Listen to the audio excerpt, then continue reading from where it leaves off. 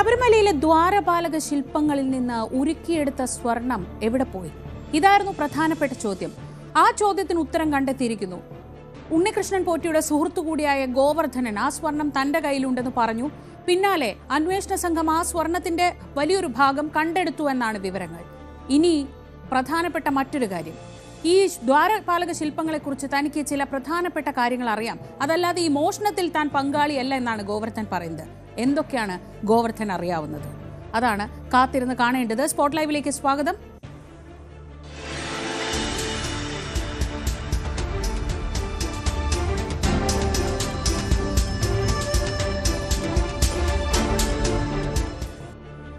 ശബരിമലയിലെ ദ്വാരപാലക ശില്പങ്ങളിലെ സ്വർണ്ണപ്പാളി വലിയൊരു സമസ്യയായിരുന്നു. എങ്ങനെയാണ് അത് ചെമ്പായി മാറിയത്? എങ്ങനെയാണ് ആ സ്വർണം തിരിച്ചെത്തിയപ്പോഴത്തേക്കും സ്വർണം പൂശിയതായി മാറിയത്? സ്വർണം പൊതിഞ്ഞ ശില്പം എങ്ങനെ സ്വർണം പൂശിയതായി? അങ്ങനെ പല പല സംശയങ്ങളുണ്ടായിരുന്നു. ഈ ദ്വാരപാലക ശില്പങ്ങളുടെ കാര്യത്തിൽ തനിക്ക് ചിലതൊക്കെ അറിയാമെന്ന് ബെല്ലാരിയിൽ സ്വർണം കണ്ടെത്തിയ ജ്വല്ലറിയുടെ ഉടമ ഗോവർദ്ധൻ ന്യൂസ് 18 പറഞ്ഞു. താൻ തെറ്റൊന്നും ചെയ്തിട്ടില്ല, പ്രത്യേക അന്വേഷണ സംഘവുമായി സഹകരിക്കുമെന്നും ഗോവർദ്ധൻ കൂട്ടിച്ചേർത്തു. Actually, I am a donor for Shabarimala for main Sri Kovil door, sir. From past 30-35 years, I am going for visiting Shabarimala. I am an Ayyappa devotee. By wholeheartedly, I am a Ayyappa devotee. This is the thing, sir. SIT called me for taking a statement regarding this one. So I gave the statement in Trivandrum in SIT office last week, and yesterday also they came to Bellary. They investigated. They took some documents. I fully supported for them. This is the main thing. I fully supported it because this matter is in the court. Right now I can't tell anything. More details I can't tell. I fully supported for the SIT. My wholeheartedly I am telling that I have not done anything wrong. I will never do wrong things. They asked so many things regarding the Dwarapalaka. What information I have provided all the information with documents I have provided to SIT. This case is in SIT and it is in the court, but I am not supposed to tell more details regarding this one. I think next week or in another 15 days, all the reports the investigation will be completed and all the reports will be submitted in the courts. From past 35 years, I am Ayyappa. My Ayyappa, my shop, my house. This is my life. My shop, my house, and Ayyappa. This is my life. This was my lifetime opportunity. I thought that this from so many crore people go to Ayyappa Darshan. So many crore people are there for Ayyappa devotees.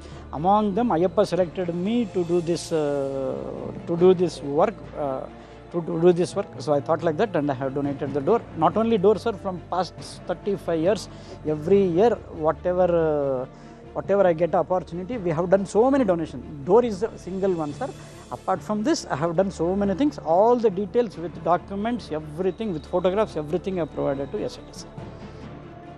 കർണാടകയിലെ ബെല്ലാരിയിൽ ഗോവർദ്ധന്റെ ഉടമസ്ഥതയിലുള്ള റോദ്ദം ജുവൽസിൽ നിന്നാണ് ശബരിമലയിൽ നിന്ന് കളവ് പോയതെന്ന് പറയുന്ന സ്വർണം കണ്ടെത്തിയത്. ഉണ്ണികൃഷ്ണൻ പോറ്റിയാണ് ഗോവർദ്ധന് ഈ സ്വർണം വിറ്റത്. ജ്വല്ലറിയിലും ബംഗളൂരു ശ്രീരാംപുരയിലുള്ള ഉണ്ണികൃഷ്ണൻ പോറ്റിയുടെ ഫ്ളാറ്റിലും SIT റെയ്ഡ് നടത്തി.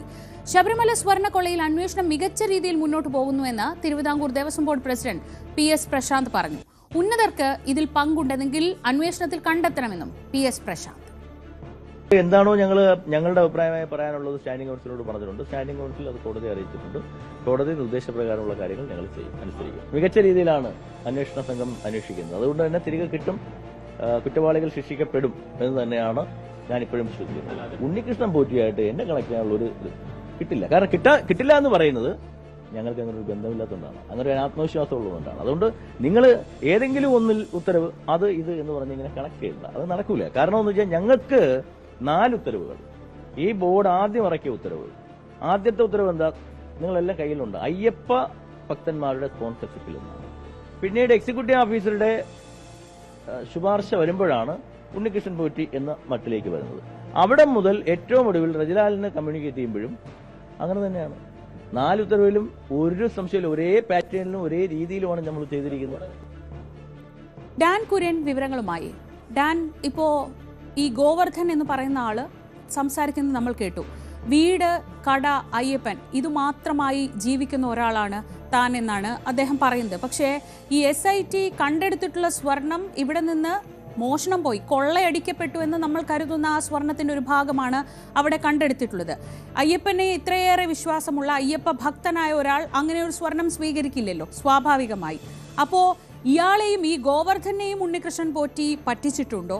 എന്താണ് ഈ അന്വേഷണ സംഘം ഇപ്പോൾ പോകുന്നത് ഏത് വഴിയിലൂടെയാണ്? ശ്രീജ, ആദ്യം ഈ പറഞ്ഞ കാര്യങ്ങളിൽ ഒരു വ്യക്തത വരുത്തേണ്ടിയിരിക്കുന്നു. 2019 ഈ പറയുന്ന ശബരിമലയിൽ നിന്ന് മോഷ്ടിച്ച സ്വർണ്ണപ്പാളികളിലെ സ്വർണം ഉരുക്കി അത് ഗോവർദ്ധന് കൈമാറിയെന്ന് SIT കണ്ടെത്തിയിരിക്കുന്നത്. പക്ഷേ കഴിഞ്ഞ ദിവസം ബെല്ലാരിയിലുള്ള ഈ റോഥം ജുവൽസിൽ നിന്ന് പിടിച്ചെടുത്ത സ്വർണം അല്ലെങ്കിൽ കണ്ടെത്തിയ സ്വർണം അത് ശബരിമലയിൽ നിന്ന് കാണാതായ അതേ സ്വർണ്ണമാണ് എന്ന കാര്യത്തിൽ ഇപ്പോഴും കൃത്യമായൊരു സ്ഥിരീകരണം ഉണ്ടായിട്ടില്ല. അത് ഉറപ്പിക്കുന്ന തരത്തിലുള്ള ഒരു പരാമർശങ്ങളും അങ്ങനെയുള്ള സൂചനകളൊന്നും ഉദ്യോഗസ്ഥർ നൽകിയിട്ടില്ല. ഒന്നുകിൽ അതേ സ്വർണം തന്നെയാകാം, അതല്ല എങ്കിൽ അതിന് പകരം അതേ അളവിലുള്ള സ്വർണം ഈ ജുവലറിയിൽ നിന്ന് അന്വേഷണ സംഘം റിക്കവർ ചെയ്തതാകാം. ഇതിലെന്താണ് സംഭവിച്ചിരിക്കുന്നത് എന്ന കാര്യത്തിൽ ഒരു അവ്യക്തത ഇപ്പോഴും തുടരുന്നുണ്ട്. അതാണ് ഒന്നാമത്തെ കാര്യം.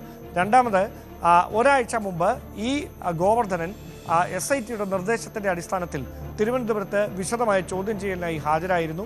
അന്ന് ഈ ദ്വാരപാലക ശില്പവുമായി ബന്ധപ്പെട്ട് അടക്കം ഈ ഗോവർദ്ധന് അറിയാവുന്ന കാര്യങ്ങൾ, അതോടൊപ്പം ഉണ്ണികൃഷ്ണൻ പോറ്റിയുമായിട്ടുള്ള ബന്ധം അത് ഏതൊക്കെ തരത്തിലായിരുന്നു എന്നതടക്കമുള്ള കാര്യങ്ങളിൽ SIT കാര്യങ്ങൾ ചോദിച്ചറിഞ്ഞതായാണ് വിവരം. അതിന് കൃത്യമായ ഉത്തരം നൽകി. അതിൻ്റെ പശ്ചാത്തലത്തിലാണ് കഴിഞ്ഞ ദിവസം വീണ്ടും ബെല്ലാരിയിലേക്ക് ഉദ്യോഗസ്ഥരുടെ സംഘം എത്തുന്നത്. അത് സൈമൾട്ടേനിയസ് ആയിട്ടുള്ള പരിശോധനയായിരുന്നു.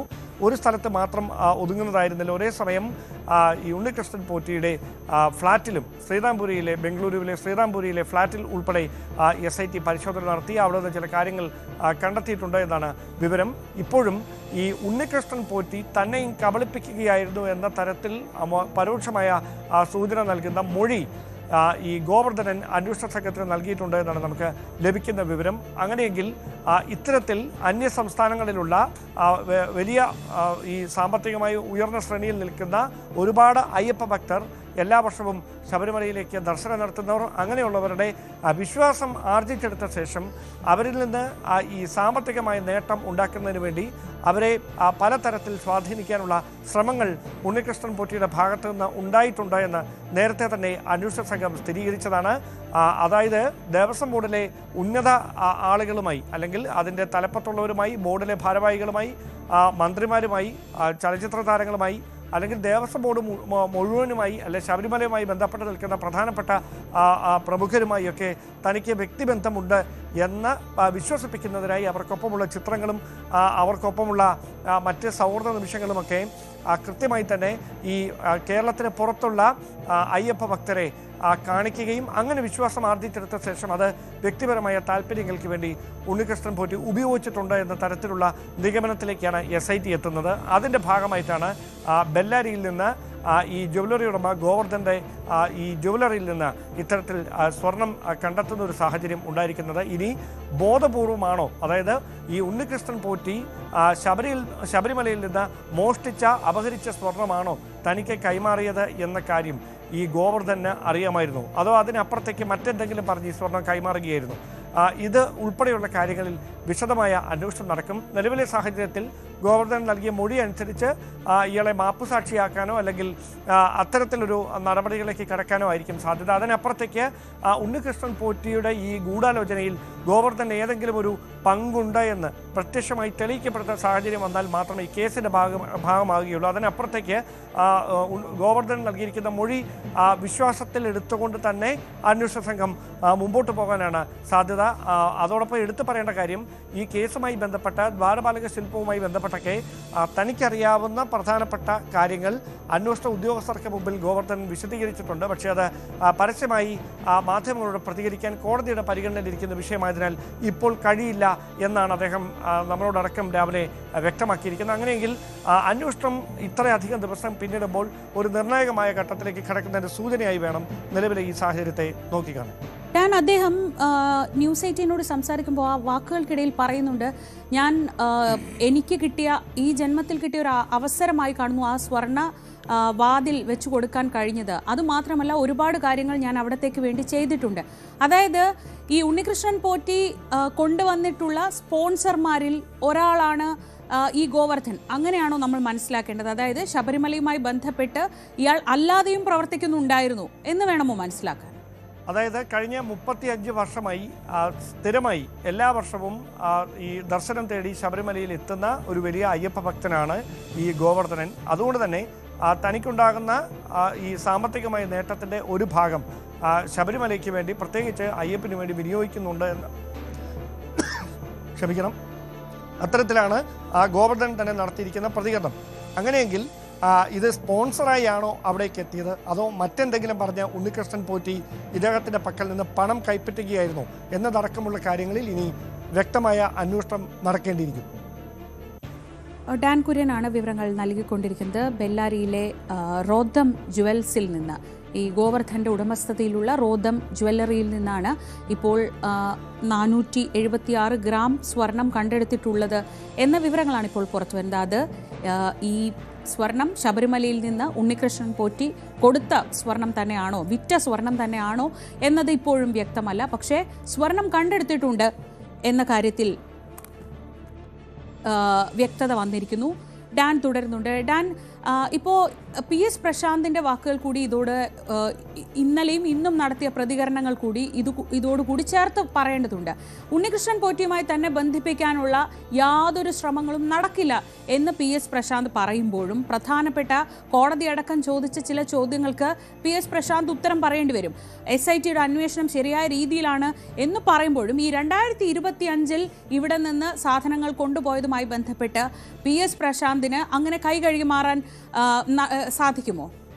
അതിന് ദേവസ്വം ബോർഡ് പ്രസിഡന്റും ബോർഡ് ഭാരവാഹികളും നൽകുന്ന വ്യക്തമായ ഒരു ഉത്തരം, ഇവിടെ നിന്ന് 2025 ഇവിടെ നിന്ന് ഈ ശബരിമലയിൽ നിന്ന് ഈ ദ്വാരപാലക ശില്പമടക്കം കൊണ്ടുപോകുന്ന സാഹചര്യത്തിൽ അവിടെ കൃത്യമായ പരിശോധനകൾ, അതായത് അവിടെ ഇതുമായി ബന്ധപ്പെട്ട ദേവസ്വം തിരുവാഭരണ കമ്മീഷണറുടെ അടക്കം സാന്നിധ്യത്തിൽ പരിശോധനകൾ പൂർത്തിയാക്കിയതിന് ശേഷം കൃത്യമായി CCTVയിൽ ഈ കാര്യങ്ങൾ മുഴുവൻ ചിത്രീകരിച്ച് ഇതിൻ്റെ അളവും തൂക്കവും എല്ലാം കൃത്യമാക്കി, സ്വർണവും അതോടൊപ്പം ചെമ്പും എത്രയെന്നൊക്കെ ഉറപ്പാക്കിയതിന് ശേഷം പോലീസിൻ്റെ സുരക്ഷയിൽ എല്ലാ നടപടിക്രമങ്ങളും പാലിച്ചുകൊണ്ടാണ് ഇവിടെ നിന്ന് ബംഗളൂരുവിലേക്ക് എത്തിച്ചിരിക്കുന്നത്. അവിടെ ആ നടപടികൾ പൂർത്തിയാക്കുന്നത് ദേവസ്വം ഉദ്യോഗസ്ഥരുടെ സാന്നിധ്യത്തിലാണ്. അതിനുശേഷം തിരികെ കൊണ്ടുവരുമ്പോഴും അത് സന്നിധാനത്തേക്ക് തിരികെ എത്തിക്കുമ്പോഴും ഈ പരിശോധനകൾ വീണ്ടും നടത്തിയിട്ടുണ്ട്.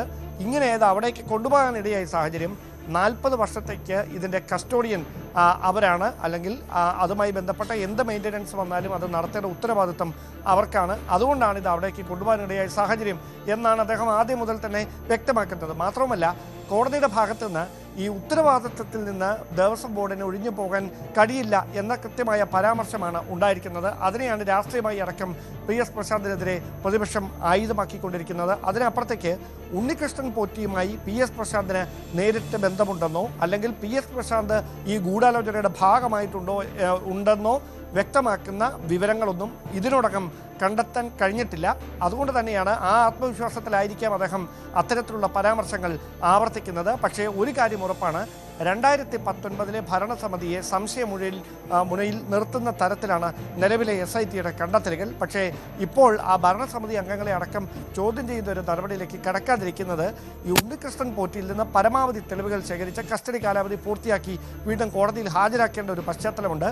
ആ നടപടികൾ പൂർത്തിയാക്കിയതിന് ശേഷം വിശദമായി ഈ ഭരണസമിതി ഏത് തരത്തിലാണ് ഈ ഗൂഢാലോചനയുടെ ഭാഗമായിരിക്കുന്നത്, അല്ലെങ്കിൽ പ്രത്യക്ഷത്തിലോ പരോക്ഷത്തിലോ ഏതെങ്കിലും തരത്തിലോ പ്രേരണ നൽകിയിട്ടുണ്ടോ ഉദ്യോഗസ്ഥർക്ക് ഇത്തരത്തിൽ ഈ ചെമ്പ് പാളി ആണ്, സ്വർണ്ണപ്പാളിക്ക് പകരം ചെമ്പ് പാളി എന്ന് രേഖപ്പെടുത്താൻ ഏതെങ്കിലും തരത്തിലുള്ള ബോധപൂർവമായ പ്രേരണ നൽകിയിട്ടുണ്ടോ, ഇതടക്കമുള്ള കാര്യങ്ങളിൽ വ്യക്തത തേടി അന്വേഷണം ആ ദിശയിലേക്ക് കൂടി വൈകാതെ വ്യാപിപ്പിക്കുമെന്നാണ് മനസ്സിലാക്കാൻ കഴിയുന്നത്. ശരി, ഡാൻ കുര്യനാണ് വിവരങ്ങൾ നൽകിയത്. ഈ അന്വേഷണത്തിലെ ഏറ്റവും പ്രധാനപ്പെട്ട നടപടികളിലൊന്ന് ശബരിമലയിൽ നിന്ന് നഷ്ടപ്പെട്ട സ്വർണം കണ്ടെത്തുകയാണ്.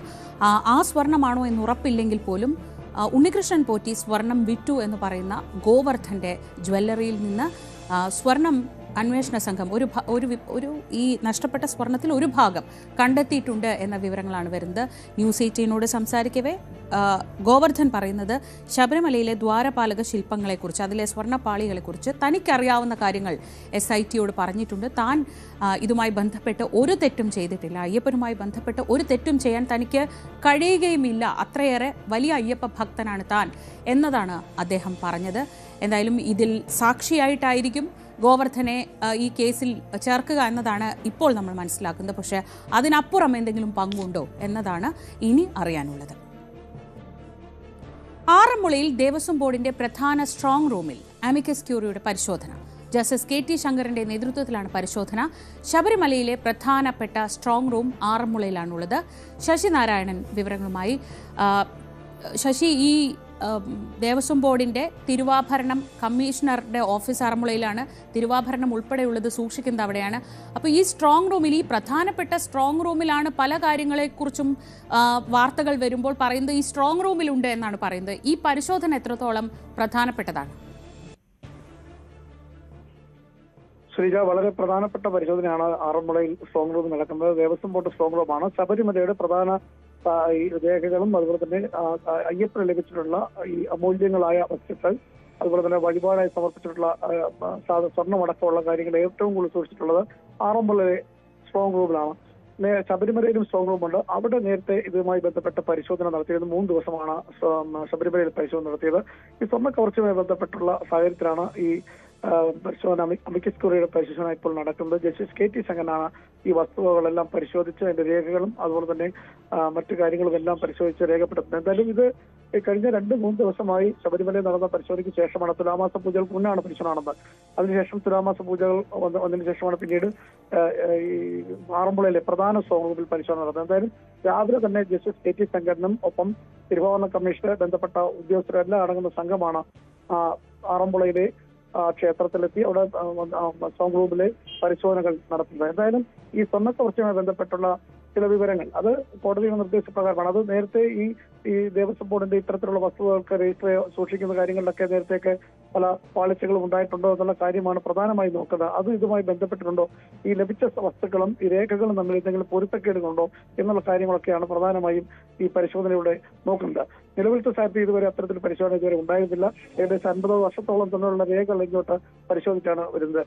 ആ രേഖകളും ഈ വസ്തുക്കളും ഒക്കെ ഉണ്ടോ, അവിടെ ദേവന് ലഭിച്ച വസ്തുവകൾ, അമൂല്യങ്ങളായ സാധനങ്ങൾ, സ്വർണം അടക്കമുള്ള വസ്തുക്കൾ, ഇതെല്ലാം കൃത്യമായി അളവുകൾ രേഖപ്പെടുത്തിയിട്ടുണ്ടോ, അത് മകസറിനും രജിസ്റ്ററിൽ സൂക്ഷിച്ചിട്ടുണ്ടോ എന്നുള്ള കാര്യമാണ് പരിശോധിക്കുക. അത്തരത്തിൽ ഏതെങ്കിലും തരത്തിൽ ഈ രേഖകളിൽ സൂക്ഷിക്കാത്തുള്ള സാധനങ്ങൾ അവിടുന്ന് മാറ്റിയിട്ടുണ്ടോ എന്നുള്ള കാര്യങ്ങളൊക്കെ വിശദമായുള്ള പരിശോധനയാണ് ഉദ്യോഗസ്ഥരുടെ നേതൃത്വത്തിൽ ഈ അമിക്കസ് ക്യൂറിയുടെ നേതൃത്വത്തിൽ നടത്തുന്നത്. ശേഷമായിരിക്കും ഇതിന്റെ റിപ്പോർട്ടുകൾ പിന്നീട് കോടതിക്ക് സമർപ്പിക്കുക. എന്തായാലും സ്വർണ്ണക്കവർച്ചയുമായി ബന്ധപ്പെട്ടുള്ള ഒരു പരിശോധന തന്നെയാണ് ഇപ്പോഴും നടക്കുന്നത്. അത് വരും 2-3 ദിവസം സമയമെടുക്കുമെന്നുള്ളതാണ് നമുക്ക് മനസ്സിലാക്കാൻ കഴിയുന്നത്. കാരണം വലിയ സ്ട്രോങ് റൂമാണ്.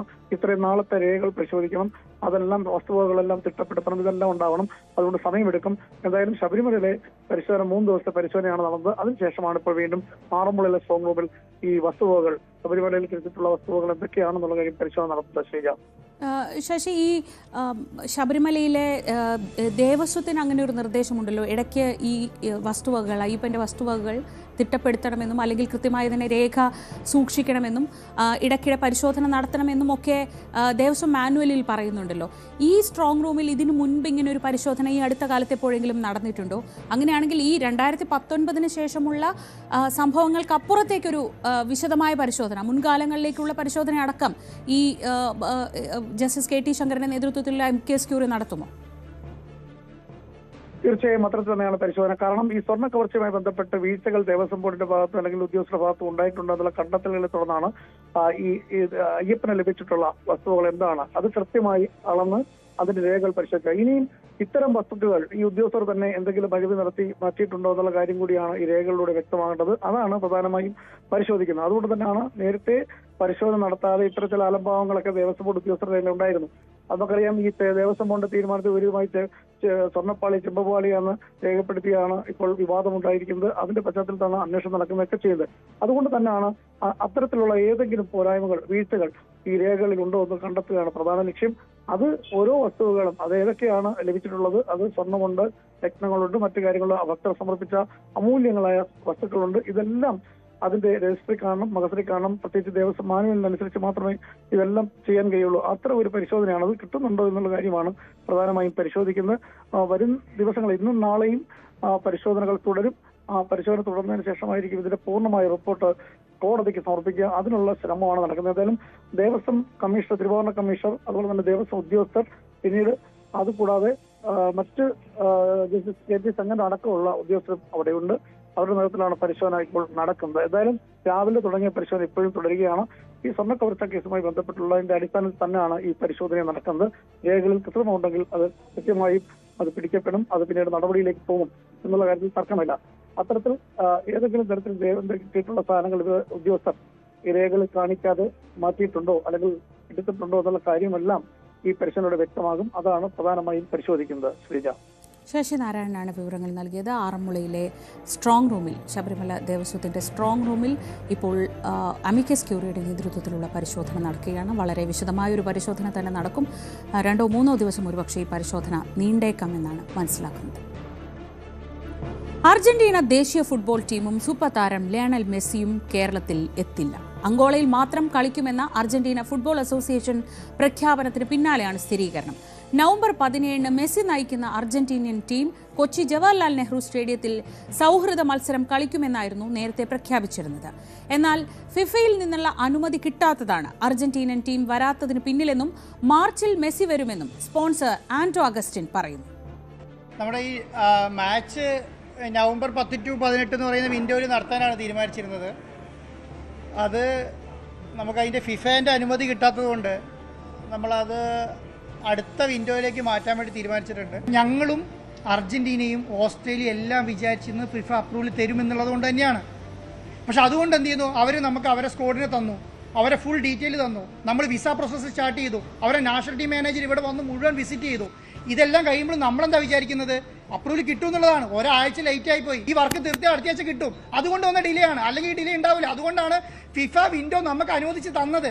ഫിഫയ്ക്ക് സ്റ്റേഡിയത്തിന് അപ്രൂവൽ തരാമെന്ന് ധാരണയുള്ളതുകൊണ്ടാണ് അവർ അനുവദിച്ച് തന്നത്. അതുകൊണ്ടാണത് അപ്രൂവൽ കിട്ടാതെ പോയത്. അതുകൊണ്ടാണ് ഞാൻ പറഞ്ഞത് നിങ്ങൾക്ക് അതിനെക്കുറിച്ച് ധാരണയില്ല എന്ന് പറയാൻ കാരണം, ഈ ഫിഫ സാധാരണ ഫിഫയ്ക്ക് ഒരു വിൻഡോ അനൗൺസ് ചെയ്യില്ല, ഒരു കളിക്കാർക്ക് ഏത് സ്റ്റേഡിയം ഇല്ലാതെ അനൗൺസ് ചെയ്യില്ല. പക്ഷെ നമ്മൾ കൊടുത്ത രേഖകളെല്ലാം അതിന് പ്രാപ്തമായതുകൊണ്ട് മാത്രമാണ് ഫിഫ നമുക്ക് വിൻഡോ അനുവദിച്ചത്. അതേസമയം മെസ്സിയുടെ വരവ് മുടക്കാൻ നമ്മുടെ നാട്ടിലെ ചിലർ മെയിൽ അയച്ചെന്ന വിചിത്രമായൊരു മറുപടിയായിരുന്നു കായിക മന്ത്രി വി അബ്ദുറഹ്മാൻ നൽകിയത്. ഇപ്പോൾ ഇതിൻ്റെ ഫിഫയുടെ അപ്രൂവലുമായി ബന്ധപ്പെട്ടൊരു കാര്യത്തിലാണ് ഇപ്പോൾ തടസ്സം നിൽക്കുന്നത്. അത് നമ്മൾ വീണ്ടും ശ്രമിക്കുകയാണ്. ഈ ആഴ്ച തന്നെ അത് നേടിയെടുക്കാനുള്ള ശ്രമമാണ്.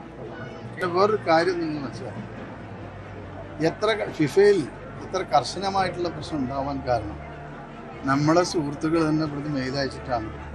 അവിടെ അവർക്ക് ഇപ്പോൾ ആദ്യം അർജന്റീനയിൽ നിന്നുള്ള ബന്ധപ്പെട്ട ആളുകൾ വന്നു, പരിശോധിച്ചു, അവർ സാറ്റിസ്ഫൈ ചെയ്ത് പോയതാണ് ഈ കാര്യങ്ങൾ. പക്ഷെ അതിനുശേഷം അവിടെ ഉണ്ടായിരുന്ന ചില ഈ ഗ്യാസ് അങ്ങനത്തെ കാര്യം ഇവിടുന്ന് ഇഷ്ടം പോലെ മെയിലുകളായിട്ടാണ് ഇവർ. അപ്പോൾ നമ്മളാളുകൾ തന്നെയാണ് ഇതിനെ തടസ്സപ്പെടുത്താനുള്ളത്. MG മിഥുൻ വിവരങ്ങളുമായി. മിഥുൻ, മന്ത്രി പറയുന്നു നാട്ടിൽ നിന്ന് ആരോ മെയിൽ അയച്ചു, ഈ ഊമക്കത്ത് അയച്ചു എന്നൊക്കെ പറയുന്നത് പോലെ. സ്പോൺസർ പറയുന്നു മാധ്യമങ്ങൾ ഇതിനെതിരെ വലിയ പ്രചാരണം നടത്തി, അത് തിരിച്ചടിയായി. പക്ഷേ ഒരു യാഥാർത്ഥ്യ ബോധത്തോടെ പരിശോധിച്ചാൽ ഇന്ത്യയുടെ നാഷണൽ ടീമിന് പോലും കളിക്കാൻ ഫിഫയോ AFCയോ അനുമതി നൽകാത്ത ഒരു സ്റ്റേഡിയമാണ് കൊച്ചിയിലെ ജവഹർലാൽ നെഹ്റു സ്റ്റേഡിയം.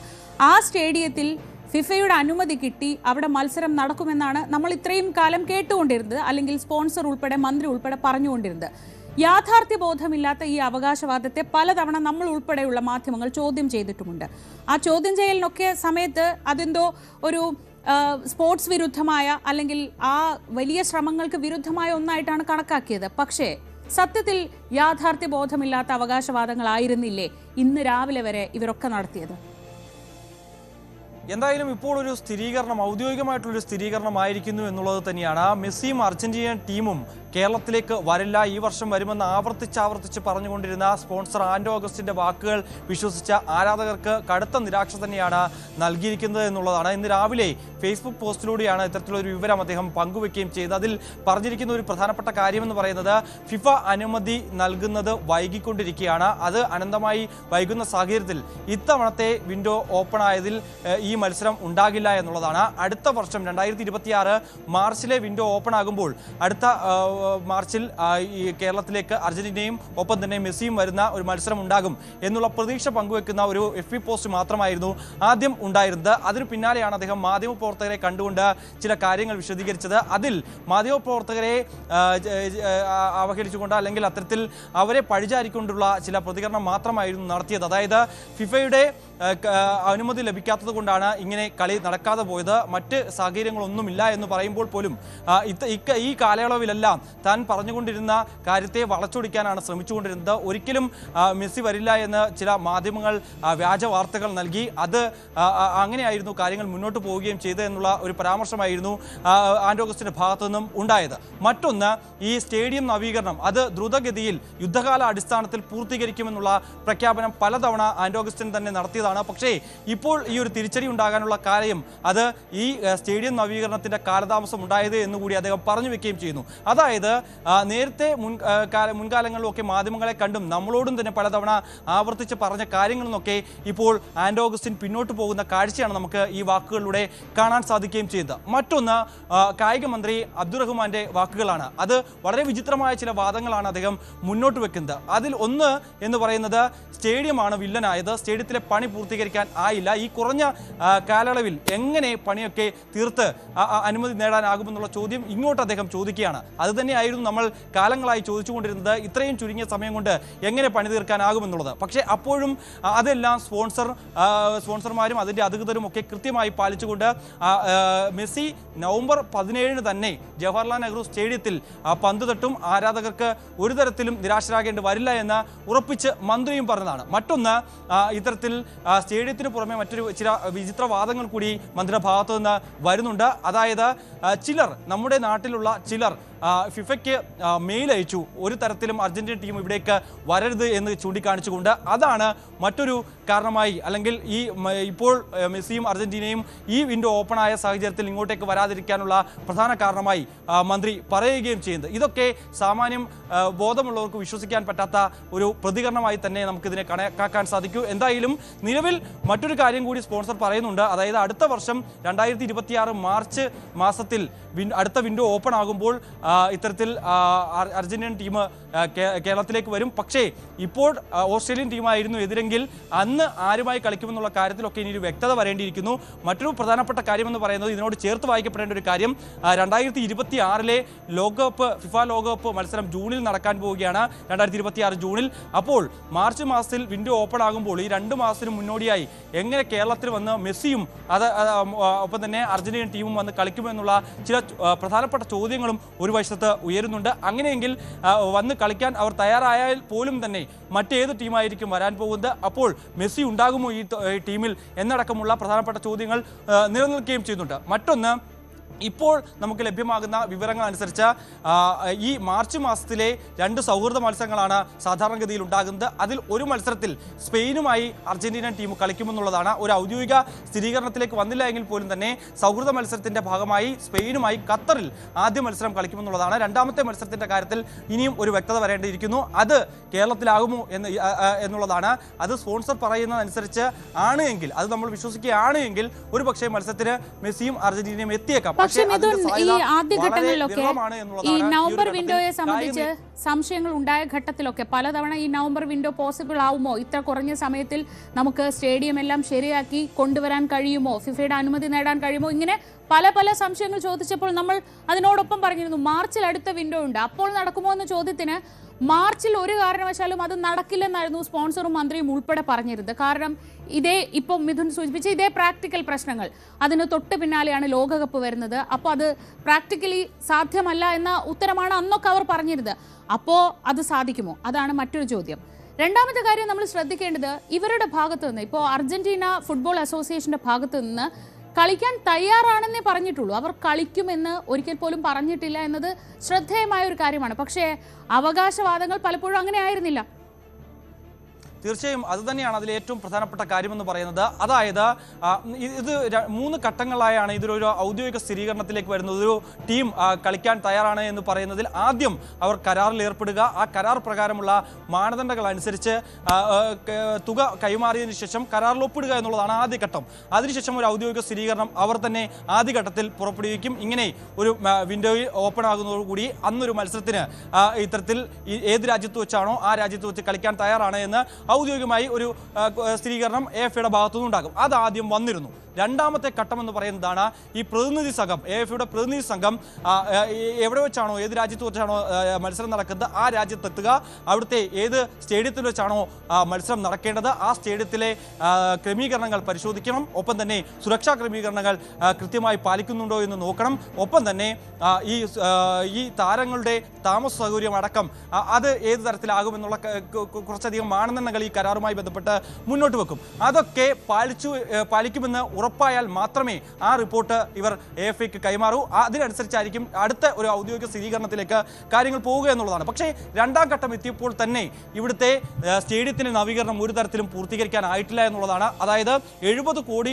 രൂപ മുടക്കി ദ്രുതഗതിയിൽ സ്റ്റേഡിയത്തിന് നവീകരണം പൂർത്തീകരിക്കുമെന്നുള്ളതായിരുന്നു. അപ്പോഴും പലരും ചോദ്യം ഉയർത്തിയിരുന്നു. അതായത് ഇത്രയും കുറഞ്ഞ നാളുകൾ കൊണ്ട് എങ്ങനെ ഈ സീറ്റുകളൊക്കെ മാറ്റി നല്ല രീതിയിൽ, അതായത് ഇവർ പറയുന്നതനുസരിച്ച് അത്യാധുനിക സംവിധാനങ്ങളൊക്കെ ഏർപ്പെടുത്തിക്കൊണ്ട് ഈ സ്റ്റേഡിയം നവീകരിക്കാനാകുമെന്നുള്ളതായിരുന്നു ഒരു പ്രധാനപ്പെട്ട ചോദ്യം. അപ്പോഴും ആൻഡ്രൂ അഗസ്റ്റിൻ അടക്കമുള്ള ആളുകൾ പറഞ്ഞുകൊണ്ടിരുന്നത് അത് അക്കാര്യത്തിൽ ഒരു ആശങ്കയും വേണ്ട, അതിനുവേണ്ടിയുള്ള എല്ലാ സംവിധാനങ്ങളും തയ്യാറാണ് എന്നായിരുന്നു പറഞ്ഞിരുന്നത്. പക്ഷേ ആ മാനദണ്ഡം പാലിക്കാത്തതാണ് ഇവിടെ വലിയ രീതിയിൽ തിരിച്ചടിയായത് എന്നുള്ളത് ആണ് ഇത്തരത്തിൽ അർജന്റീന മാധ്യമങ്ങളടക്കം റിപ്പോർട്ട് ചെയ്യുന്നത്. അത് 2 ആഴ്ച മുമ്പേ നമ്മൾ തന്നെ ന്യൂസ് 18 തന്നെ വാർത്ത നൽകുകയും ചെയ്തായിരുന്നു. അവിടുത്തെ പ്രമുഖ ജേർണലിസ്റ്റ് ഗ്യാസ്റ്റൻ എഡ്യൂൾ അടക്കം സ്പോർട്സ് ജേർണലിസ്റ്റ് ഗ്യാസ്റ്റൻ എഡ്യൂൾ ഇത് സംബന്ധിച്ചുള്ള ചില കുറിപ്പുകൾ എക്സിൽ കുറിച്ചിരുന്നു. മറ്റൊന്ന് ലാ നാസിയോൺ എന്ന അവിടുത്തെ പ്രധാനപ്പെട്ട ഒരു മാധ്യമം ഇത് സംബന്ധിച്ചുള്ള കാര്യത്തെക്കുറിച്ച് വിശദീകരിച്ചിരുന്നു. അവിടുത്തെ മത്സരം റദ്ദാക്കിയെന്ന് പറയുകയും ചെയ്തിരുന്നു. പക്ഷേ അപ്പോൾ പോലും നമ്മൾ ആൻഡ്രൂ അഗസ്റ്റിന്റെ പ്രതികരണം തേടിയപ്പോഴും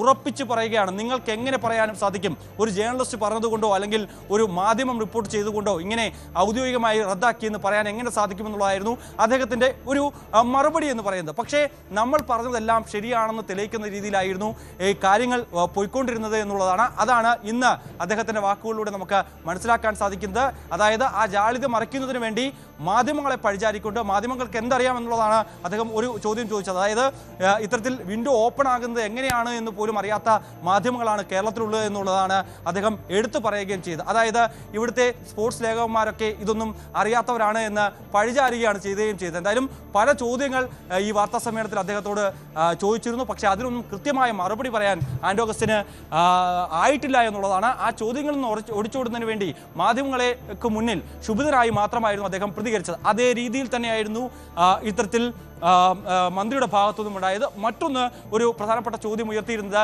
രണ്ടാമത്തെ ടീം, അതായത് അർജന്റീനൻ ടീം വരുമെങ്കിൽ അവർക്ക് എതിരായ ഒരു ടീം വേണമല്ലോ മത്സരിക്കാൻ, അത് ഓസ്ട്രേലിയൻ ടീം വരുമെന്നായിരുന്നു അറിയിച്ചത്. പക്ഷേ ഇതേ മാനദണ്ഡം പാലിക്കേണ്ടതായിട്ട് അവർക്കുമുണ്ട്. അവരുടെ പ്രതിനിധി സംഘം വരണം, അവർ പരിശോധിക്കണം, അത് വിലയിരുത്തിയതിനു ശേഷം തിരികെ പോയതിനു ശേഷം അവർ ഔദ്യോഗികമായിട്ട് അറിയിക്കണം. പക്ഷേ അക്കാര്യങ്ങളൊന്നും ഈ കാലയളവിലൊന്നും സംഭവിച്ചിട്ടില്ല എന്നുള്ളതായിരുന്നു. അത് സംബന്ധിച്ച് യാതൊരുവിധ വിവരവും ആൻഡ്രൂ അഗസ്റ്റിനോ അല്ലെങ്കിൽ മന്ത്രി വി അബ്ദുറഹ്മാനോ പുറത്തുവിടുകയും ചെയ്തിട്ടില്ല. പക്ഷേ ഈ 130 കോടി രൂപ നൽകിയെന്ന് പറയുന്നു, അത് രേഖ ഒപ്പുവെച്ചു എന്ന് പറയുന്നു. അതിന് സംബന്ധിച്ചുള്ള ഒരു തുണ്ട് കടലാസ് പേപ്പർ പോലും ഹാജരാക്കാനോ അല്ലെങ്കിൽ അത് മാധ്യമങ്ങൾക്ക് മുമ്പിൽ കാണിക്കാൻ പോലും ഇതുവരെയും ആൻഡ്രൂ അഗസ്റ്റിനെ കൊണ്ട് സാധിച്ചിട്ടില്ല എന്നുള്ളതാണ്. അതുകൊണ്ട് തന്നെ ഈ കാലയളവിൽ അദ്ദേഹം പറഞ്ഞതെല്ലാം ഒരു നുണയാണോ എന്ന് പോലും സംശയിക്കേണ്ടിയിരിക്കുന്നു. എന്തായാലും ആരാധകർ വളരെ ആകാംക്ഷയോടെ വളരെ പ്രതീക്ഷയോടെ കാത്തിരുന്നതാണ് ഇത്തരത്തിൽ ലയണൽ മെസ്സി നമ്മുടെ നാട്ടിൽ വന്ന് പന്ത് തട്ടുകയും അത് ലൈവായി കാണാൻ സാധിക്കുമെന്നൊക്കെ കരുതിയിരുന്ന ആരാധകർക്ക് മുമ്പിലേക്കാണ് ഇപ്പോൾ ഇത്തരത്തിലുള്ള വാർത്തകൾ കൂടി പുറത്തു വരികയും ചെയ്യുന്നത്. എന്തായാലും നിലവിൽ നമുക്ക് പ്രതീക്ഷിക്കാം ഏതെങ്കിലും തരത്തിലൊരു സ്കോപ്പ് ഉണ്ടോ ഇനി അടുത്ത വിൻഡോ ഓപ്പൺ ആകുമ്പോൾ മെസ്സിയും അർജന്റീനൻ ടീമും ഇന്ത്യയിലേക്ക് പ്രത്യേകിച്ച് കേരളത്തിലേക്ക് വരുമോ എന്നുള്ളതൊക്കെ കണ്ടറിയാം. MG മിഥുനാണ് വിവരങ്ങൾ നൽകിയത്. ഇനി ജൂലൈയിൽ ഫിഫ വേൾഡ് കപ്പിന് മുൻപ് ഒരു 2-3 മാസങ്ങൾക്ക് മുൻപ് മാർച്ചിൽ ഓപ്പൺ ആവുന്ന വിൻഡോയിൽ ഫിഫയുടെ ആ വിൻഡോയിൽ കേരളത്തിലെത്തും എന്നൊരു അവകാശവാദമാണ് ഇപ്പോൾ സ്പോൺസർമാർ ഉന്നയിക്കുന്നത്. പക്ഷേ നവംബറിൽ എന്തായാലും മെസ്സിയും അർജന്റീനിയൻ ടീമും കളിക്കാൻ വരില്ലെന്ന് ഉറപ്പായി. അത് മാധ്യമങ്ങൾ പറഞ്ഞുണ്ടാക്കിയതല്ല. അല്ലെങ്കിൽ ആരെങ്കിലും കത്തയച്ച് ഉണ്ടാക്കിയ പ്രശ്നമല്ല, മറിച്ച് ഫിഫയുടെ അംഗീകാരം സ്റ്റേഡിയത്തിന് നേടിയെടുക്കുന്നതിൽ അല്ലെങ്കിൽ ഇങ്ങനെയൊരു അന്താരാഷ്ട്ര തലത്തിലുള്ള ഒരു സൗഹൃദ മത്സരം നടപ്പാക്കാൻ വേണ്ട സൗകര്യങ്ങൾ ഒരുക്കുന്നതിൽ കേരളം പരാജയപ്പെട്ടു, സ്പോൺസർമാർ പരാജയപ്പെട്ടു എന്ന വിമർശനത്തോടെയാണ് ഫിഫ ഇങ്ങനെ ഒരു തീരുമാനം എടുക്കുന്നത് എന്നതാണ് അന്താരാഷ്ട്ര മാധ്യമങ്ങൾ റിപ്പോർട്ട് ചെയ്യുന്നത്.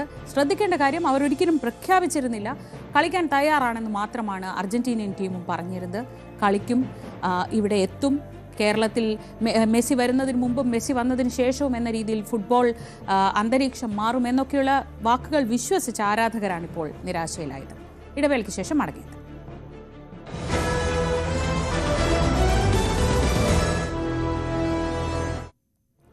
നടൻ ദിലീപിന്റെ വീട്ടിൽ അതിക്രമിച്ചു കയറിയ ആൾ കസ്റ്റഡിയിൽ. മലപ്പുറം സ്വദേശി അഭിജിത്താണ് പിടിയിലായത്. രാത്രി 12 മണിയോടെയാണ് ഇയാൾ ആലുവ കൊട്ടാരക്കടവിലെ വീട്ടിൽ കയറിയത്. അഭിജിത്ത് മദ്യലഹരിയിലായിരുന്നുവെന്ന് പോലീസ് പറയുന്നു. നവമി ദിനേശ് വിവരങ്ങളുമായി. നവമി, ഇതുമായി ബന്ധപ്പെട്ട് പോലീസിൽ നിന്ന് നമുക്ക് ലഭിക്കുന്ന വിശദീകരണം എന്താണ്?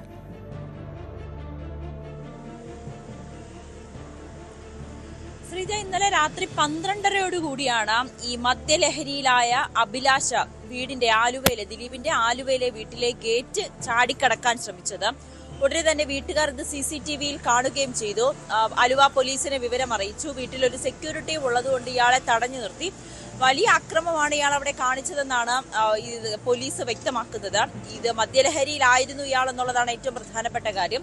ഉടനെ തന്നെ ആലുവ പോലീസ് സ്ഥലത്തെത്തി ഇയാളെ കസ്റ്റഡിയിൽ എടുത്തിട്ടുണ്ട്. മറ്റ് കേസ് വകുപ്പുകളൊന്നും തന്നെ ചുമത്തിയിട്ടില്ല. വീട്ടിൽ അതിക്രമിച്ചു കയറി എന്നത് മാത്രമാണ് ഇയാൾക്കെതിരെ പോലീസ് പറയുന്നത്. എന്തായാലും ഇത് കരുതൽ തടങ്കലിലായിരുന്നു പോലീസിന്റെ. പിന്നീട് അയാൾക്ക് പിഴ ചുമത്തി വിട്ടയക്കുന്ന സാഹചര്യമായിരുന്നു. ജാമ്യം ലഭിക്കുന്ന വകുപ്പുകൾ മാത്രമാണ് ചുമത്തിയിരിക്കുന്നതെന്നാണ് പോലീസ് വ്യക്തമാക്കുന്നത്. മറ്റ് അസ്വാഭാവികമായിട്ടൊന്നും തന്നെയില്ല. മദ്യലഹരിയിലായിരുന്നു. ആ മദ്യലഹരിയിലായതിന്റെ പരാക്രമമാണ് ഇയാൾ ആ വീട്ടിൽ കാണിച്ചതെന്നാണ് പോലീസ് പറയുന്നത്. വീട്ടിലെ CCTVയിൽ ഇയാളെ കൊണ്ട് തന്നെ വീട്ടുകാർ പെട്ടെന്ന് പോലീസിനെ വിവരം അറിയിക്കുകയായിരുന്നു. എന്തായാലും വീടിന്റെ വലിയ മതിലാണ് ദിലീപിന്റെ വീട്ടിനുള്ളത്. ആ വലിയ മതിൽ ചാടിക്കടക്കുന്നതിനിടയിലാണ് സെക്യൂരിറ്റിയും വീട്ടുകാരും ഒക്കെ ഇയാളെ കാണുകയും പോലീസിനെ വിവരം അറിയിക്കുകയും ചെയ്തിരിക്കുന്നത്. നവമിയാണ് വിവരങ്ങൾ നൽകിയത്. ഇന്നലെ അർദ്ധരാത്രിയോടെയാണ് ആലുവയിലെ കൊട്ടാരക്കടവിൽ അടുത്തുള്ള വീട്ടിൽ ദിലീപിന്റെ വീട്ടിലേക്ക് അഭിജിത്ത് എന്നയാൾ കയറിയത്. ഇയാൾ മദ്യലഹരിയിലായിരുന്നുവെന്നാണ് പോലീസ് പറയുന്നത്.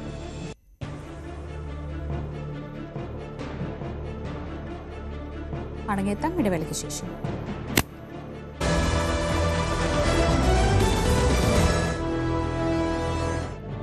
കൊല്ലം പുനലൂരിൽ ഭർത്താവ് കൊലപ്പെടുത്തിയ യുവതിയുടെ 2.5 പവനോളം സ്വർണ്ണാഭരണങ്ങൾ മൃതദേഹം സൂക്ഷിച്ചിരുന്ന പുനലൂർ താലൂക്ക് ആശുപത്രിയിൽ നിന്ന് മോഷണം പോയി.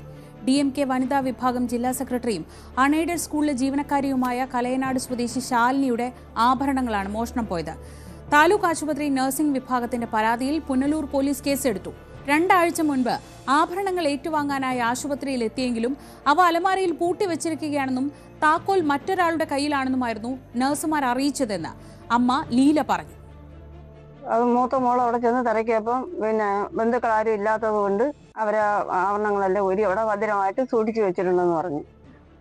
അപ്പൊ അത് ഇതിന്റെ തിരക്ക് കാരണം ഞങ്ങൾക്ക് ഇവിടുന്ന് പോകാൻ പറ്റിയില്ല. അങ്ങനെ ഒരാഴ്ച കഴിഞ്ഞ് ചെന്നപ്പോഴാണ് ഇവർ പറയുന്നത് എങ്ങനെയോ മിസ്സായി പോയി. അത് സ്റ്റേഷനിൽ അവർ പരാതിപ്പെട്ടിട്ടുണ്ട്, ഒരാഴ്ച ചെയ്യുമ്പോൾ വിളിക്കാമെന്ന് പറഞ്ഞു. അങ്ങനെ പിന്നെ ആരും വിളിച്ചതുമില്ല, ഒരു വിവരവും ഇല്ല. അവിടെ ചെന്നപ്പോൾ സൂപ്രണ്ടല്ല സംസാരിച്ചത്, സിസ്റ്ററാണ് സംസാരിച്ചത്. അവരാ എന്നോട് പറഞ്ഞത് മോതിരം എല്ലാം പേരെഴുതിയ മോതിരവാ, അതെല്ലാം ഭദ്രമായിട്ട് സൂക്ഷിച്ച് വെച്ചിരുന്നു, അത് എങ്ങനെയോ കാണാതെ പോയി. അങ്ങനെ അവർ കൊണ്ടുവന്ന് പോലീസ് സ്റ്റേഷനിൽ പരാതിപ്പെട്ടിട്ടുണ്ടെന്ന് ഒരാഴ്ച ചെയ്യാം വിളിക്കാം എന്ന് പറഞ്ഞു. ഇപ്പോൾ ഒരാഴ്ച കഴിഞ്ഞ് 2 കൊലുസ്, കമ്മല്, 2 വള, 2 മോതിരം, മാലയില്ലായിരുന്നു. ഇത്രയും സാധനങ്ങളുണ്ട് അവിടെ ശരീരത്തുണ്ടായിരുന്നു. അതൊന്നും കിട്ടിയിട്ടില്ലല്ലോ? ഇല്ലില്ല, കിട്ടിയിട്ടില്ല. കഴിഞ്ഞ മാസം 22-ാം തീയതി രാവിലെയാണ് ശാലിനിയെ ഭർത്താവ് ഐസക് മാത്യു കൊലപ്പെടുത്തിയത്. സംശയത്തെ തുടർന്ന് താൻ പറയുന്നത് അനുസരിക്കുന്നില്ല എന്നൊക്കെ ആരോപിച്ചായിരുന്നു ഐസക് ശാലിനിയെ കൊലപ്പെടുത്തിയത്.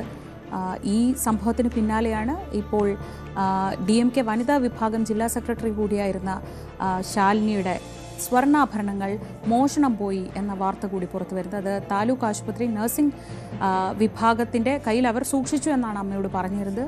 അവർ തന്നെ ഇത് മോഷണം പോയി കൈമോശം സംഭവിച്ചു എന്ന് പറഞ്ഞ് പോലീസിൽ ഇപ്പോൾ പരാതി നൽകിയിരിക്കുകയാണ്.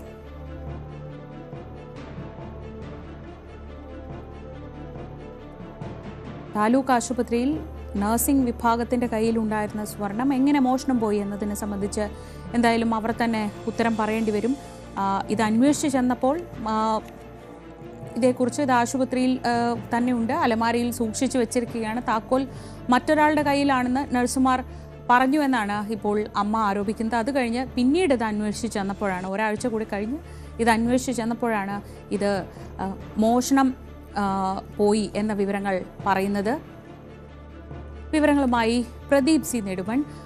പ്രദീപ്, ഒരു മരണം സംഭവിച്ച ഒരു കൊലപാതകമാണ്. അപ്പോൾ സ്വാഭാവികമായും അതിൽ ഓരോ ആഭരണം എന്നല്ല, ഓരോ കാര്യങ്ങളും പ്രധാനപ്പെട്ട തെളിവുകൾ കൂടിയാണ്.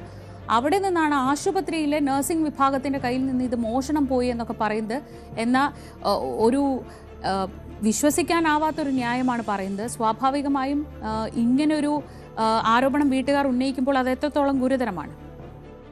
അതെ ശ്രീജ, വളരെ ഗൗരവമായ ഒരു വിഷയമാണിത്. കാരണം കൊല്ലപ്പെട്ട ഒരു സ്ത്രീയുടെ ആഭരണങ്ങളാണ് ഇങ്ങനെ മോഷണം പോയിരിക്കുന്നത്.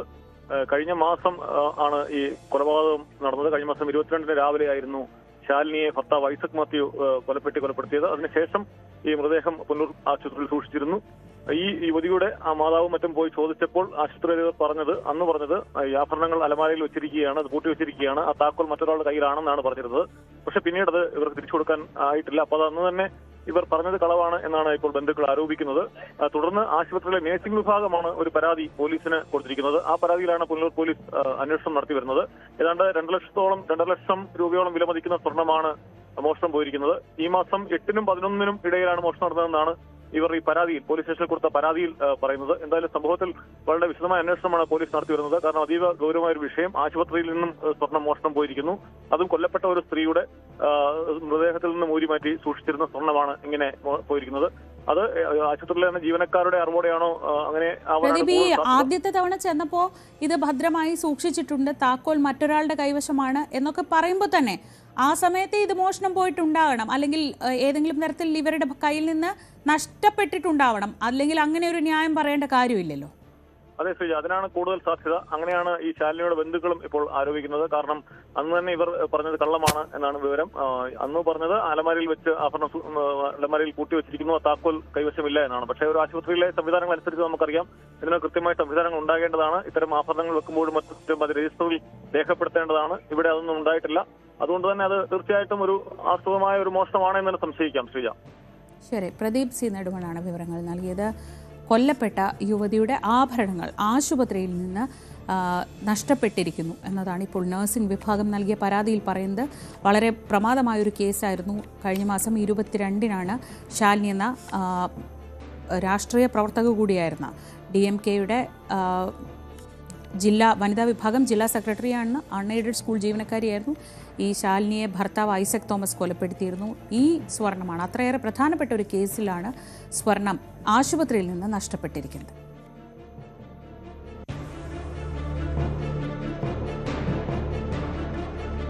ചേർത്തലയിലെ ഐഷ കൊലക്കേസിൽ പ്രതി സെബാസ്റ്റ്യന്റെ മുൻ പെൺ സുഹൃത്ത് റോസമ്മയെ വീണ്ടും ചോദ്യം ചെയ്തു. സെബാസ്റ്റ്യനുമായി സൗഹൃദം മാത്രമെന്നാണ് റോസമ്മയുടെ മൊഴി. എന്നാൽ ഇവർ പൂർണ്ണമായ വിവരങ്ങൾ പങ്കുവെക്കുന്നില്ലെന്ന് അന്വേഷണ സംഘം പറയുന്നു.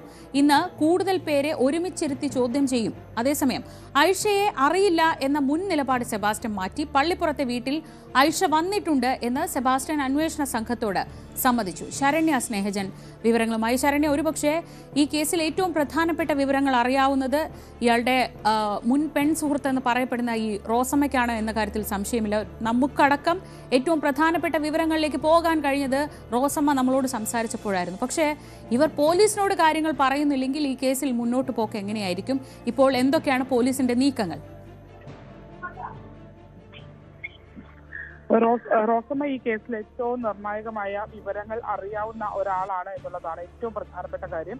അതായത് റോസമ്മയെ ഐഷയെ കാണാതായതിനു ശേഷം ഈ കേസ് ഒരു മിസ്സിംഗ് കേസായി മാത്രമാണ് അന്വേഷണ സംഘം കരുതിയിരുന്നത്. എന്നാൽ അതിൽ നിന്ന് വ്യത്യസ്തമായി ഐഷയുടെ തിരോധാനത്തിന് പിന്നിൽ സെബാസ്റ്റ്യൻ ഉണ്ട് എന്ന് റോസമ്മയാണ് ആദ്യം മാധ്യമങ്ങൾ, അതായത് ന്യൂസ് 18നോടാണ് റോസമ്മ അക്കാര്യം വിവരിക്കുന്നത്. അതിനുശേഷം പിന്നീടാണ് ഈ കേസ് ഒരു കൊലപാതക കേസാണെന്നും അതിലേക്കുള്ള അന്വേഷണ സംഘത്തിന് എത്താൻ കഴിയുമൊക്കെ ചെയ്തത്.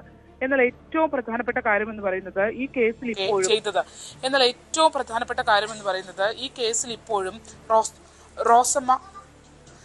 റോസമ്മ സംശയത്തിന്റെ നിഴലിലാണ് എന്നുള്ളതാണ് ഏറ്റവും പ്രധാനപ്പെട്ട കാര്യം. അതായത് റോസമ്മയുമായി ബന്ധപ്പെട്ട് ഇനിയും ചില ദുരൂഹതകൾ നീക്കാനുണ്ട് എന്നുള്ളതാണ് പോലീസ് വ്യക്തമാക്കുന്നത്. ഇന്നലെ സെബാസ്റ്റ്യനെ കസ്റ്റഡിയിൽ വെച്ച് ചോദ്യം ചെയ്യുന്നതിനിടയിൽ തന്നെ സെബാസ്റ്റ്യന്റെ മുൻ പെൺ സുഹൃത്തു കൂടിയായ റോസമ്മയെ ചോദ്യം ചെയ്യലിനായി വിളിപ്പിച്ചു എന്നുള്ളതാണ്.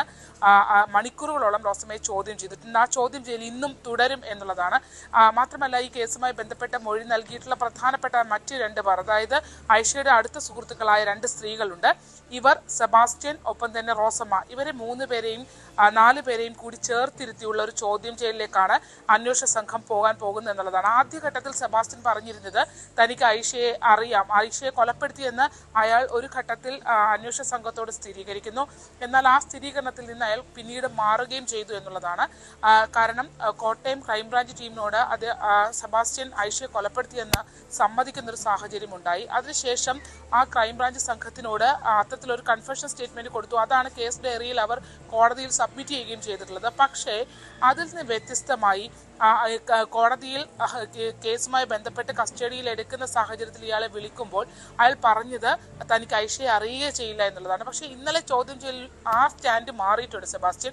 അതായത് ഐഷയെ അറിയാം, ഐഷയെ കണ്ടിട്ടുണ്ട്. ഒപ്പം തന്നെ ഏറ്റവും പ്രധാനപ്പെട്ട മൊഴിയായി സെബാസ്റ്റ്യനിൽ നിന്ന് ലഭ്യമായിട്ടുള്ളത് ഐഷ റോസമ്മയുമൊത്ത് ഈ വീട്ടിൽ എത്തിയിട്ടുണ്ട് എന്നുള്ളതാണ്. അതായത് പള്ളിപ്പുറത്തെ വീട്ടിൽ ഐഷ റോസമ്മ ഐഷയെ കൊണ്ടുചെന്നിട്ടുണ്ട് എന്നുള്ള സ്ഥിരീകരണം സെബാസ്റ്റ്യന്റെ ഭാഗത്തു നിന്ന് ഉണ്ടായിട്ടുണ്ട് എന്നുള്ളതാണ്. അതാണ് വളരെ പ്രധാനപ്പെട്ടതായി ഈ കേസിൽ വന്നിരിക്കുന്നത്. അതുകൊണ്ട് തന്നെ റോസമ്മ നേരത്തെ പോലീസ് നൽകിയ വിവരപ്രകാരം റോസമ്മയുമായി ബന്ധപ്പെട്ട് അന്വേഷണ സംഘത്തിന് അവർ നൽകിയത് സെബാസ്റ്റ്യൻ തന്റെ സുഹൃത്തായിരുന്നു. ഒരു ഘട്ടത്തിൽ വിവാഹം വരെ എത്തിയ ഒരു സൗഹൃദമുണ്ടായിരുന്നു. പക്ഷേ മറ്റൊന്നും ഐഷയെ സംബന്ധിച്ച് തനിക്കറിയില്ല, ഐഷ വീട്ടിൽ പോയതിനെ സംബന്ധിച്ച് തനിക്കറിയില്ല എന്ന് റോസമ്മ പറഞ്ഞൊഴിഞ്ഞപ്പോൾ ചോദ്യം ചെയ്യലിന്റെ ഘട്ടത്തിൽ സെബാസ്റ്റ്യൻ ഐഷയെ റോസമ്മ കൂട്ടിക്കൊണ്ടുവന്ന് പള്ളിപ്പുറത്തെ വീട്ടിൽ കൊണ്ടുവന്നിട്ടുണ്ട് എന്നുള്ള സ്ഥിരീകരണം സെബാസ്റ്റ്യന്റെ ഭാഗത്തു നിന്നുണ്ടായി. അതോടുകൂടി ഇന്നലെ മണിക്കൂറുകളോളം ചോദ്യം ചെയ്ത റോസമ്മയെ ഇന്ന് വീണ്ടും ചോദ്യം ചെയ്യുന്നു അന്വേഷണ സംഘം എന്നുള്ളതാണ്. ഉച്ചയ്ക്ക് ശേഷം റോസമ്മയെ വീണ്ടും ചോദ്യം ചെയ്യും എന്നുള്ളതാണ്. ആലപ്പുഴ ജില്ലാ പോലീസ് മേധാവി അടക്കമുള്ള ഉന്നത പോലീസ് ഉദ്യോഗസ്ഥരുടെ സാന്നിധ്യത്തിലാണ് ഈ ചോദ്യം ചെയ്യൽ ഇപ്പോൾ നടന്നുകൊണ്ടിരിക്കുന്നത്. Cherthala police station, Cherthala CI Laisad Muhammad ആണ് അന്വേഷണ ഉദ്യോഗസ്ഥൻ. അവരുടെ ഒരു ടീം ഇവരെല്ലാവരെയും ഇരുത്തി ചോദ്യം ചെയ്യുന്നുണ്ട്. ഒപ്പം വളരെ നിർണായകമായ പല മൊഴികളും ചില അടുത്ത സുഹൃത്തുക്കളായ ഐഷയുടെ അടുത്ത സുഹൃത്തുക്കളായ സ്ത്രീകൾ നൽകിയിരുന്നു. അതിൽ അവർ നൽകിയ വിവരപ്രകാരം ഉള്ളത് സെബാസ്റ്റ്യൻ ഈ ഐഷയെ കാണാതാകുന്ന ദിവസത്തിന് തലേ ദിവസം സെബാസ്റ്റ്യൻ ഐഷയെ മർദ്ദിക്കുന്നത് നേരിട്ട് കണ്ടു എന്ന് ഒരു സ്ത്രീ വെളിപ്പെടുത്തിയിരുന്നു. അവർ നമ്മളുടെ മുന്നിലും ആ കാര്യങ്ങൾ തുറന്നു പറയുകയും ചെയ്തതാണ്. അവര് 2 സ്ത്രീകൾ ഐഷയുമായി ആ കാലഘട്ടത്തിൽ അടുത്ത സൗഹൃദമുണ്ടായിരുന്ന, എന്നാൽ സെബാസ്റ്റ്യനും ഐഷയും തമ്മിലുള്ള ബന്ധത്തെക്കുറിച്ച് കൃത്യമായി അറിയാമായിരുന്ന 2 സ്ത്രീകളെ കൂടി ഈ ചോദ്യം ചെയ്യലിൽ നിന്ന് ഉൾപ്പെടുത്തും. അവരിൽ നിന്നുള്ള വിവരങ്ങളും ഒപ്പം അവരിൽ നിന്ന് വിരുദ്ധമായാണോ ഇവർ കാര്യങ്ങൾ പറയുന്നത് എന്നടക്കമുള്ള കാര്യങ്ങൾ നിഷേധിക്കാൻ പറ്റാത്ത രീതിയിൽ ഇവരെ കൊണ്ട് കാര്യങ്ങൾ പറയിപ്പിക്കാനാണ് അന്വേഷണ സംഘത്തിന്റെ നീക്കം. പക്ഷെ വളരെ ബുദ്ധിപൂർവ്വം ഇന്നലെ നെഞ്ചുവേദനയാണ് എന്നൊക്കെ പറഞ്ഞ് സെബാസ്റ്റ്യൻ അന്വേഷണ സംഘത്തിന് മുന്നിൽ തന്റെ ആരോഗ്യ പ്രശ്നങ്ങൾ നിരത്തി. പക്ഷേ ആ ആരോഗ്യ പ്രശ്നങ്ങൾ നിരത്തി അയാൾ ആശുപത്രിയിലേക്ക് കൊണ്ടുപോകുമ്പോഴും അയാളിൽ നിന്നും മറ്റ് ആരോഗ്യ പ്രശ്നങ്ങൾ അയാൾക്കില്ല, പ്രമേഹത്തിൻ്റെതല്ലാതെ മറ്റൊരു ആരോഗ്യ പ്രശ്നവും അയാൾക്കില്ല എന്ന് ഇപ്പോൾ ആശുപത്രിയിൽ എത്തിച്ചപ്പോൾ ഡോക്ടേഴ്സ് വ്യക്തമാക്കിയിട്ടുണ്ട്. നെഞ്ചുവേദന എന്ന് പറഞ്ഞാൽ അത് സംബന്ധിച്ച് മറ്റ് പ്രശ്നങ്ങളൊന്നും അയാൾ പറയുന്ന സൂചനയ്ക്കനുസരിച്ചുള്ള പ്രശ്നങ്ങളൊന്നുമില്ല, ലക്ഷണങ്ങൾക്കനുസരിച്ചുള്ള പ്രശ്നങ്ങളൊന്നുമില്ല എന്നാണ് പോലീസ് വ്യക്തമാക്കുന്നത്. അങ്ങനെ പല രീതിയിൽ അന്വേഷണ സംഘത്തെ ബുദ്ധിമുട്ടിക്കുന്നുണ്ട്, ഡൈവേർട്ട് ചെയ്യുന്നുണ്ട്. ഒപ്പം അന്വേഷണ സംഘത്തിൽ നിന്നും വിവരങ്ങൾ മറച്ചു പിടിക്കാൻ സെബാസ്റ്റ്യൻ നിരന്തരം ശ്രമിക്കുകയും ചെയ്യുന്നുണ്ട്. പക്ഷേ ഈ കേസിൽ ഏറ്റവും ഗുണകരമായ അന്വേഷണ സംഘത്തിനുള്ളത് ആ കാലയളവിൽ ഇവരുടെ ബന്ധങ്ങളെക്കുറിച്ചും ഇവർ തമ്മിലുണ്ടായ പ്രശ്നങ്ങളെക്കുറിച്ചും അറിയാവുന്ന സാക്ഷിമൊഴികൾ അന്വേഷണ സംഘത്തിന് ലഭിച്ചിട്ടുണ്ട്. ആ 164 സ്റ്റേറ്റ്മെന്റുകളെല്ലാം കോടതിയുടെ മുമ്പിൽ അവർ അന്വേഷണ സംഘം അത് രേഖപ്പെടുത്തുകയും ചെയ്തിട്ടുണ്ട് എന്നുള്ളത്. എന്തായാലും ഈ കൂട്ടത്തോടെ ഇരുത്തിയുള്ള ചോദ്യം ചെയ്യൽ ഇപ്പോൾ ചേർത്തല പോലീസ് സ്റ്റേഷനിൽ തുടരുകയാണ്. ശരണ്യ സ്നേഹജനാണ് വിവരങ്ങൾ നൽകിയത് ആലപ്പുഴയിൽ. ശബരിമല സ്വർണ്ണക്കൊള്ളയിൽ പ്രതിഷേധിച്ച് BJP സംഘടിപ്പിക്കുന്ന രാപ്പകൽ സെക്രട്ടേറിയറ്റ് ധർണ അവസാനിച്ചു. സ്വർണ്ണമോഷണത്തിൽ നടപടി ആവശ്യപ്പെട്ടായിരുന്നു പ്രതിഷേധം. കനത്ത മഴയും അവഗണിച്ചാണ് നേതാക്കൾ സമരത്തിന്റെ ഭാഗമായത്. ദേവസ്വം മന്ത്രി കുറ്റം ചെയ്തിട്ടുണ്ടെന്നും പ്രത്യേക അന്വേഷണ സംഘം മന്ത്രി വാസവന്റെ പങ്ക് കണ്ടെത്തിയിട്ടുണ്ടെന്നും ബിജെപി സംസ്ഥാന അധ്യക്ഷൻ രാജീവ് ചന്ദ്രശേഖർ പറഞ്ഞു. ഗുരുവായൂരിന് 25 കോടി കൊള്ള ചെയ്ത സർക്കാരാണ് ഇവിടെ ഇരിക്കുന്നത്. മലബാർ ദേവസ്വം ബോർഡൊന്നും കൊള്ള ചെയ്ത സർക്കാരാണ് ഇവിടെ ഇരിക്കുന്നത്. ഈ കൊള്ള ചെയ്ത ഈ സർക്കാർ മുഖ്യമന്ത്രി ഈ കൊള്ളയെ കുറിച്ച് എന്താണ് പറയുന്നത്? ഇത് വീഴ്ചയാണ്. ആ സമയം കഴിഞ്ഞു. ബഹുമാനപ്പെട്ട മുഖ്യമന്ത്രി, കൊള്ളയെ കൊള്ളയായിട്ട് ഞങ്ങൾ കാണും. കൊള്ളക്കാരെ ഞങ്ങൾ അന്വേഷിച്ച് ജയിലയക്കും. ഞങ്ങൾക്ക് കൃത്യമായ ഇൻഫർമേഷൻ ഉണ്ട്. SIT തെളിവ് കണ്ടുപിടിച്ചിട്ടുണ്ട്. വാസവൻ മന്ത്രിന്റെ ഇതിന്റെ ഒരു റോൾ. അദ്ദേഹത്തിനെ സംരക്ഷിക്കാൻ നോക്കണ്ട, ഞങ്ങളത് സമ്മതിക്കില്ല.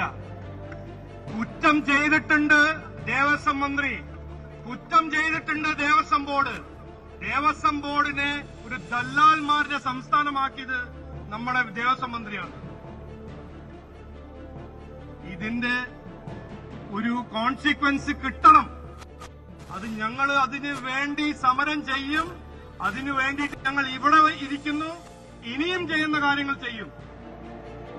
ഇതിനിടെ ഈ സെക്രട്ടേറിയറ്റ് മാർച്ചിനിടയിലേക്ക് മദ്യപിച്ച ഒരു ഓട്ടോ ഓടിച്ചു കയറ്റിയത് സംഘർഷാവസ്ഥ സൃഷ്ടിച്ചു.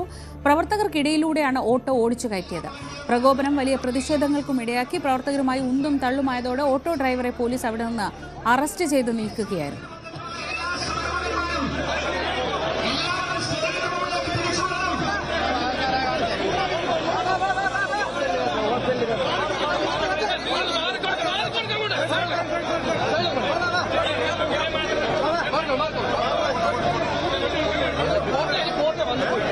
സാരംഗ് സുധാകരൻ വിവരങ്ങളുമായി. സാരംഗ്, ഇന്നലെ രാത്രിയിൽ കനത്ത മഴ, രാവിലെ വെയിലുണ്ടായിരുന്നു, അതിനിടയിൽ വീണ്ടും മഴ വന്നിരുന്നു. അങ്ങനെ പ്രതികൂല സാഹചര്യങ്ങളെയൊക്കെ അവഗണിച്ചുകൊണ്ട് BJPയുടെ ഒരു വലിയ ശക്തമായ ഒരു പ്രതിഷേധമാണ് കണ്ടത്. ഈ ഒരു സമരം അവസാനിക്കുമ്പോൾ അങ്ങനെ എത്രത്തോളം ശക്തമായവരുടെ പ്രതിഷേധം അറിയിക്കാൻ കഴിഞ്ഞു എന്ന് കരുതാം?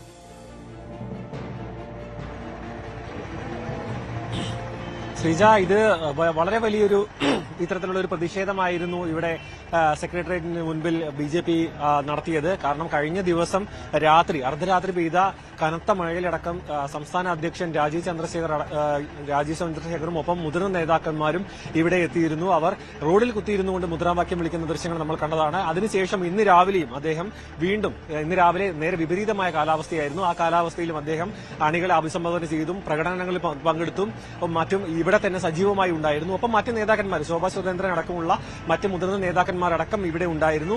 3 ഗേറ്റുകൾ ഉപരോധിച്ചുകൊണ്ട് ഇത്തരത്തിൽ ഇന്നലെ രാത്രി മുതൽ ഇന്ന് വൈകുന്നേരം 3 മണിയോട്, അതായത് ഏകദേശം 2 മണിയോട് വരെ ഉള്ള ഈ ഒരു പ്രതിഷേധം വലിയൊരു വിജയമായിട്ടാണ് BJP കണക്കാക്കുന്നത്. ഇത് സംസ്ഥാനത്തിന്റെ പല ഭാഗത്തു നിന്നുള്ള പ്രവർത്തകർ ഇങ്ങോട്ടേക്ക് എത്തി. മാത്രമല്ല ഈ ഒരു തിരുവനന്തപുരം ജില്ലയുടെ പല മേഖലകൾ തിരിച്ചുള്ള പ്രവർത്തകരുടെ പ്രകടനങ്ങൾ ഉണ്ടായിരുന്നു. അങ്ങനെ വലിയൊരു സമരമായിരുന്നു. അതായത് വലിയ ഇത്തരത്തിലുള്ള പോലീസുമായി മറ്റ് പ്രശ്നങ്ങളില്ല, സമാധാന പ്രശ്നങ്ങളില്ല, ഇത്തരം അക്രമ സംഭവങ്ങളൊന്നും തന്നെ ഇല്ല.